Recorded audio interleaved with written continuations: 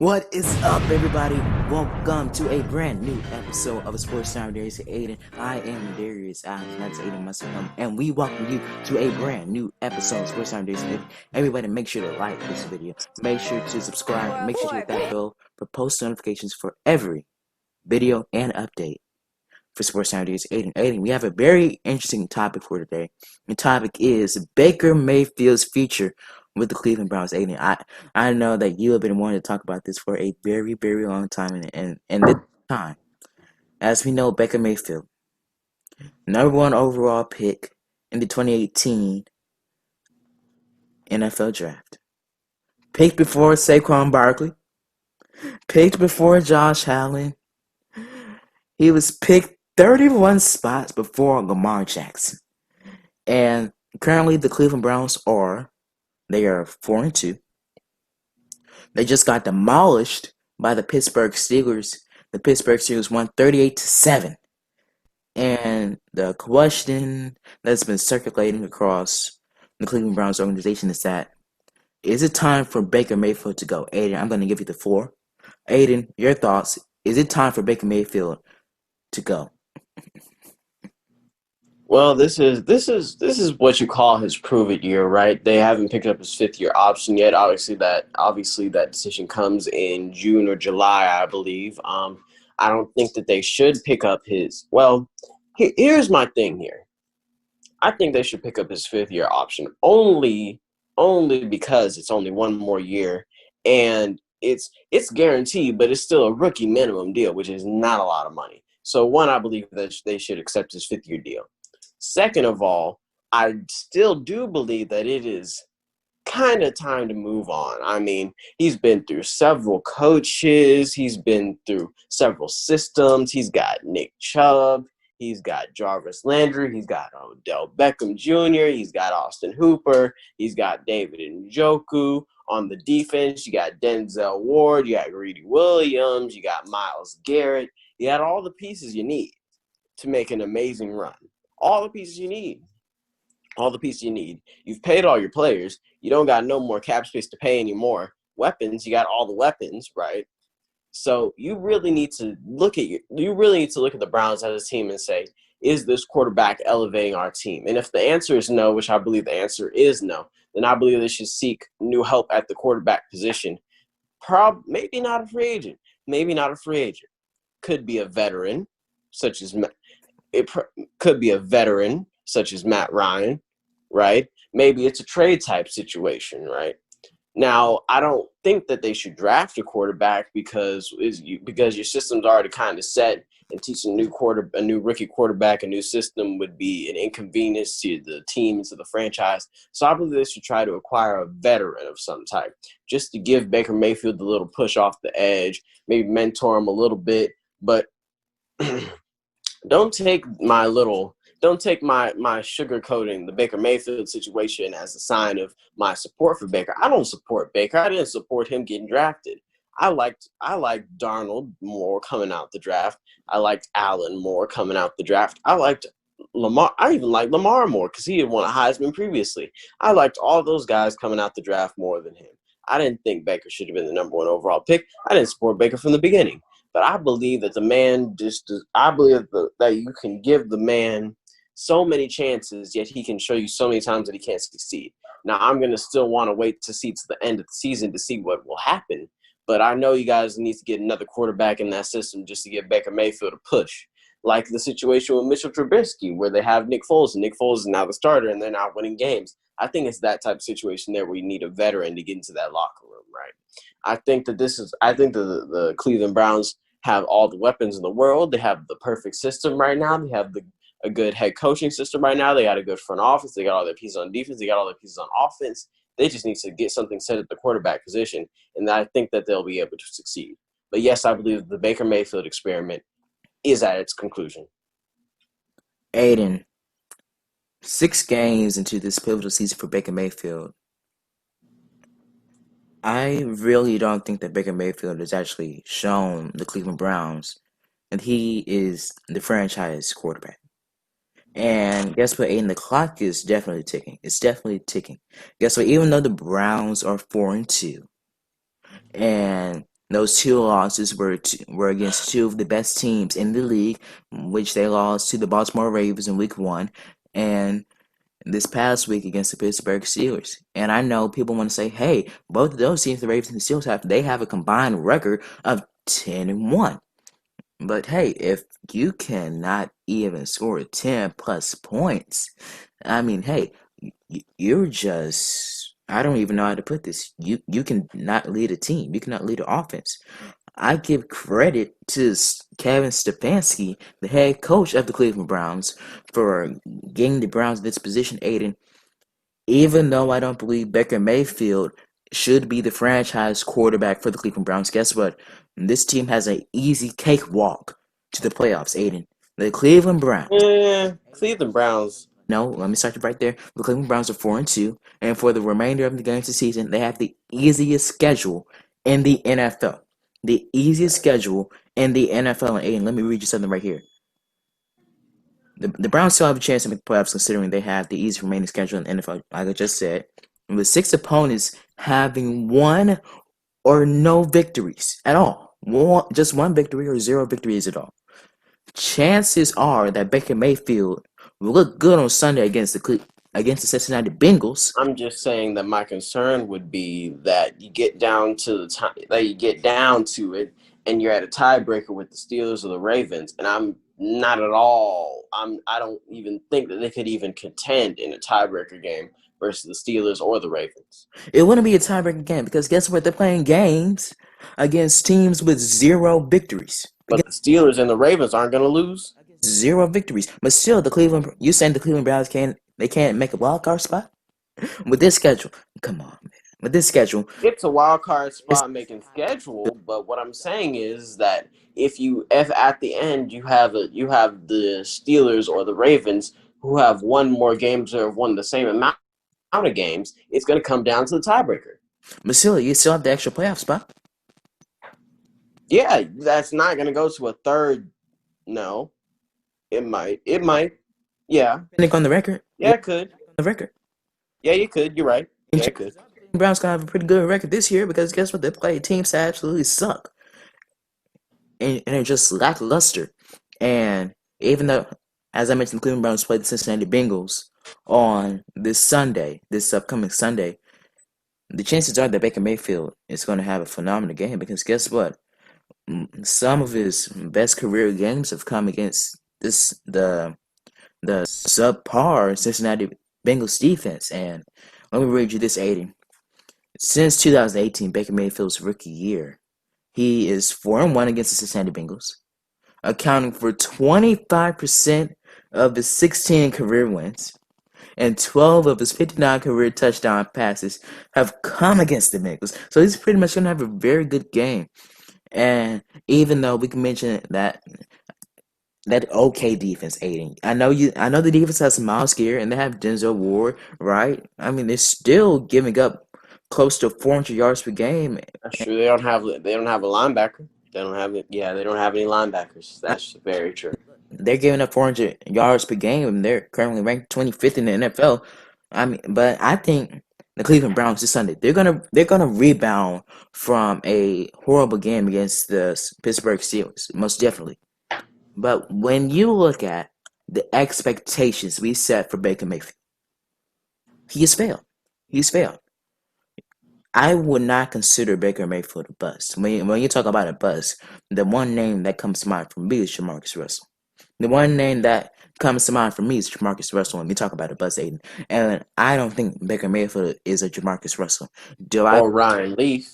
Right. Ryan Leaf would be the perfect example. Every other quarterback in your class has found some way to succeed aside from Sam Darnold. So yeah, I believe it's a Leaf situation. It's a Ryan Leaf situation. I mean, look, Baker Mayfield, he has phenomenal targets. You have 2 of the best wide receivers in the game. And Jarvis Landry and Odell Beckham Jr., right? You have, as you mentioned, three, I believe, Starting caliber tight ends. right, three starter caliber tight ends, and like Hooper and Gakwa, like yeah, all those kids are phenomenal offense. And don't forget that backfield. That backfield is one of the best in the. Oh yeah. I believe that the Cleveland Browns' offensive success has come mostly by the running of Nick Chubb and Kareem Hunt. You know what Nick Chubb can do. We know what Kareem Hunt could do before the entire situation with him, Hmm. right? That phenomenal offense. And in my mind, you have one of the best, if not the best, defensive ends in the league, and Myles Garrett, and a phenomenal cornerback in Denzel Ward, but very talented team. But hey, you're not going up to our standards. You're not reaching No. expectations, right? And as I mentioned, Baker Mayfield's failed expectations. Number one overall pick, as I mentioned, pick before Saquon Barkley, pick before Sam Darnold, pick before Josh Allen, and pick before the reigning MVP, Lamar Jackson. And Baker Mayfield has got multiple opportunities to prove that, hey, I can be the franchise quarterback. That I can be the franchise quarterback.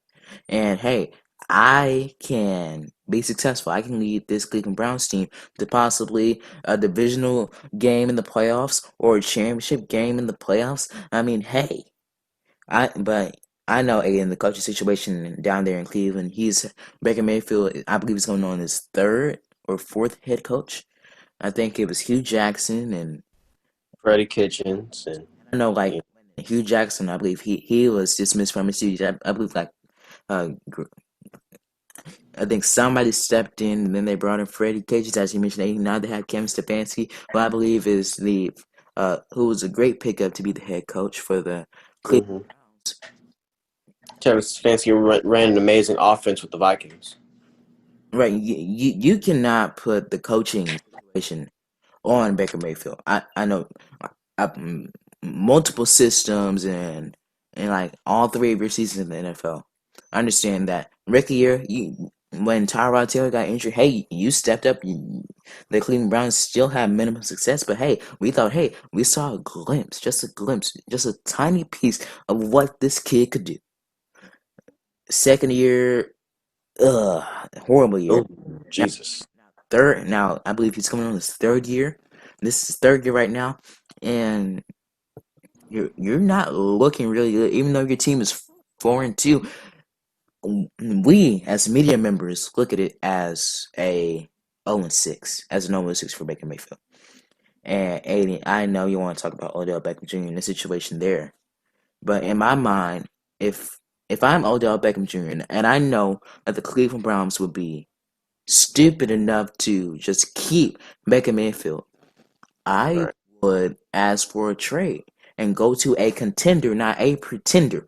And if we're talking ideal destinations for OBJ, if he does request a trade, I think, hey, maybe the Green Bay Packers, maybe the New England Patriots, maybe Hmm. maybe the Seattle Seahawks, Give contending or take. contending teams who have an all around team with solid and phenomenal coaching staff, great players, great quarterbacks at that.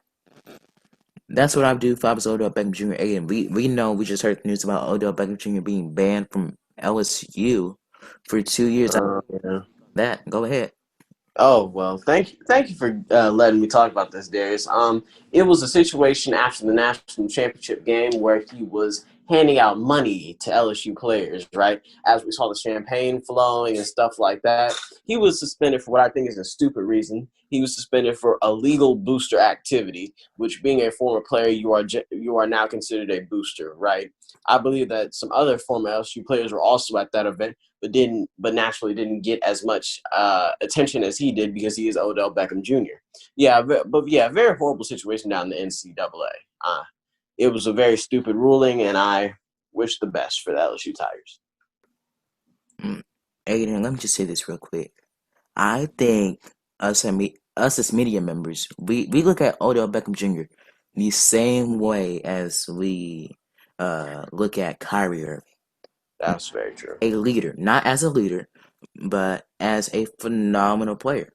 We all know that Odell Beckham Jr. and Kyrie Irving have both been in the news. They've made comments, like stuff in the past, but we both know that both OBJ and Uncle Drew, they are some of the most skilled players we've ever seen. Mm-hmm. And let me go back to Baker Mayfield, Aiden. As you mentioned, his option. I don't think Baker Mayfield. He has not definitely not demonstrated that he's worth the going rate of $35 to $40 million a year for recent first round picks, and it could come down to whether or not the Browns will pick up his fully guaranteed option, as you said. And guess what, Aiden? That option is worth somewhere between $25 million and $30 million for 2022. Aiden, do you think that's just reaching? That's just a bad. Well, quarterbacks naturally sign larger deals than any other position for their rookie contract. So it's to be expected. Obviously, Joe Burrow signed a $36.6 million contract. So naturally, quarterbacks will get a naturally bigger contract. I don't believe that it would take a massive cap hit, however. I think they should still try to pick up the fifth-year option, right, until they get another situation at quarterback solved for the season. Aiden, I just saw something. This is just a graphic, Aiden. Coming off back-to-back 2 interception games, Aiden. Guess what? Baker Mayfield has tumbled to 26th in the NFL with an 84.3 passer rate. And he is ranked 32nd Oh, in Jesus. NFL among 38 qualifiers, Oh, Jesus. according to ProFootballFocus.com. And guess what, Aiden? He has 41 career interceptions, most of any current starting quarterback since Whew. 18. Aiden, as I mentioned, Aiden, with this star-studded roster to built to win now, the Browns can't wait much longer to see if Baker Mayfield has what it takes to lead the team to a Super Bowl over the next few years, right? Pro Well, Bowlers look, such as Miles Garrett, Denzel Ward, Nick Chubb, let me finish Aiden, Austin Hooper, right? Joel, right? And Jack Conklin. They are in their prime of their careers and are ready to win big. Odell Beckham Jr. and Jarvis Landry will be 28 next month and are running out of time to even win a chip, right? And the yeah. star players will grow increasingly frustrated if the quarterback in Baker Mayfield is holding them back in a year when they are posed to contend. Aiden, I'll give you the final word. Okay. Listen here. The only horribly inaccurate quarterback to win big is Brett Favre. Now, Brett Favre was throwing an absurd amount so that his interceptions that his touchdowns would counteract his interceptions. Right? He made some bad decisions, but that was the name of his game. He was a gunslinger. No risk, no reward, right? Right. Baker Mayfield is not a gunslinger. Man is supposed to be a precision passer. He won a Heisman for Oklahoma, right? Transferred out of there. He's one of two back-to-back Heismans. In fact, he's one of three back-to-back Heisman candidates. Two of those being a winner, him and Kyler Murray. Jalen Hurts should be getting a start sooner or later. And they have another guy in Spencer Rattler, who I believe is another Heisman candidate. He is a disgrace. He was overdrafted and overrated, as many of us thought he was going to be, right? You can't be Brett Favre as a quarterback with that kind of team and expect to win. You heard it here. I'm Darius Salves, and that's Aiden Musson, and you have just listened to a brand new episode of Sports Night Areas Aiden. Make sure to catch us every weekday on Spotify, Apple Podcasts, YouTube, and every other major podcast network. Until then, I'm Darius Salves, and that's Aiden Munson.